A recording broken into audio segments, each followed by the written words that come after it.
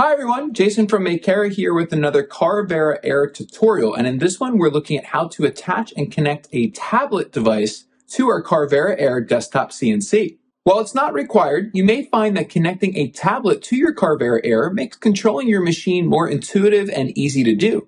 Now to do this, you will need a tablet device, which is not included with your Carvera Air, that's compatible with the Carvera Controller App that can be downloaded for free from our website. But of course, you can also always install this app on a Windows or Mac computer instead. The Carvera Air ships with a universal tablet or phone mount which can be attached to either side of the machine using the existing mounting holes and screws. An Allen wrench is also included in your accessory kit, allowing you to remove the screws on either side of the machine based on which side you'd like to attach the mount to. You can then reinstall the screws through the mount to secure it to your machine. Now, after attaching your tablet, you can connect to it either via the machine's internal Wi-Fi, where you place the tablet on the Wi-Fi network being broadcasted by the Carvera Air, or potentially connect to it through your own Wi-Fi if you've already put the Carvera Air on your network. And of course, we discuss how to connect to your Carvera in greater detail in another one of our tutorial videos.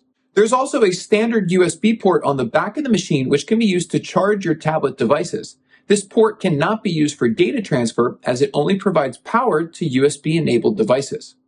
And that's all there is to it. Thanks for watching. Please don't forget to subscribe and stay tuned for more how-tos, tutorials, and guides on our channel and wiki site.